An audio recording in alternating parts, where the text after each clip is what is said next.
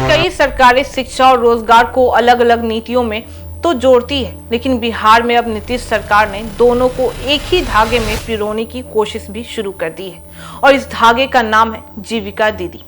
नमस्कार, मैं फरीदा गजल और आप देख रहे हैं एक न्यूज 24। देखिए, राज्य सरकार अब सरकारी स्कूलों में पढ़ने वाले कक्षा 1 से 5 के बच्चों के लिए यूनिफॉर्म वितरण की व्यवस्था बदलने की तैयारी कर रही है। अभी बच्चों को यूनिफॉर्म के लिए पैसे दिए जाते हैं, लेकिन अब मॉडल बदलकर ड्रेस सीधे जीविका दीदियों द्वारा सिलवा कर दी जा सकती है। यह कदम शिक्षा, रोजगार और महिला सशक्तिकरण तीनों को एक लाइन में जोड़ देता है। बिहार की राजनीति में जीविका दीदियां सिर्फ एक योजना का हिस्सा नहीं रही हैं, बल्कि अब ग्रामीण अर्थव्यवस्था, महिला रोजगार और सामाजिक सम्मान का प्रतीक भी बन चुकी है। 2006 में विश्व बैंक की मदद से शुरू हुई यह पहल अब 1.4 करोड़ महिलाओं और 11 लाख स्वयं सहायता समूहों तक फैल भी चुकी है। आगे चलकर यह नेटवर्क सरकार के कई कार्यक्रमों में पार्टनर बनता गया है, चाहे वह पशुपालन हो, पोषण हो, बैंकिंग हो या सिलाई कढ़ाई हो। अब इसी नेटवर्क को शिक्षा व्यवस्था से जोड़ने की तैयारी की जा रही है। मौजूदा व्यवस्था में बच्चों को यूनिफॉर्म के लिए नकद राशि भेजी जाती है, लेकिन मंत्री श्रावण कुमार ने स्वीकार किया है कि कई बार यह पैसा परिवार की अन्य जरूरतों में खर्च हो जाते हैं और बच्चा बिना यूनिफॉर्म स्कूल पहुंचता है।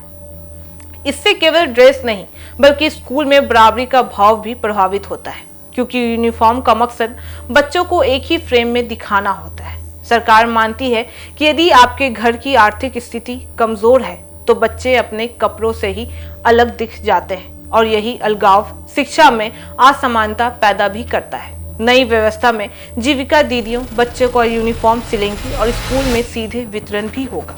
इससे 2 फायदे होंगे। एक, बच्चे सुरक्षित रूप से यूनिफॉर्म पाएंगे और दूसरा, महिलाओं को बड़ा रोजगार भी मिलेगा। अभी बिहार में करीब 1050 सिलाई केंद्र सक्रिय है और 1 लाख से ज्यादा महिलाएं ड्रेस भी सिलाई जा रही हैं। आने वाले वर्षों में यह संख्या 5 लाख तक भी जा सकती है। यह महिलाओं की आर्थिक आत्मनिर्भरता को मजबूत करेगा। सरकार पहले ही 10,000 रुपए की सहायता दे चुकी है, जिससे हजारों महिलाओं ने सिलाई मशीन खरीदी है। जैसे ही यूनिफॉर्म मॉडल प्राथमिक स्कूलों तक गया, बाजार का स्केल कई गुना बढ़ जाएगा। इस मॉडल का राजनीतिक पहलू भी साफ है। नीतीश कुमार की राजनीति में महिला वोट बैंक हमेशा से निर्णायक रहा है।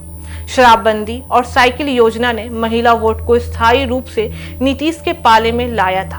अब जीविका नेटवर्क के जरिए महिलाओं को स्थायी रोजगार और सम्मान देने का प्रयास चुनावी संबंध में बेहद ही मजबूत संकेत माना जा रहा है।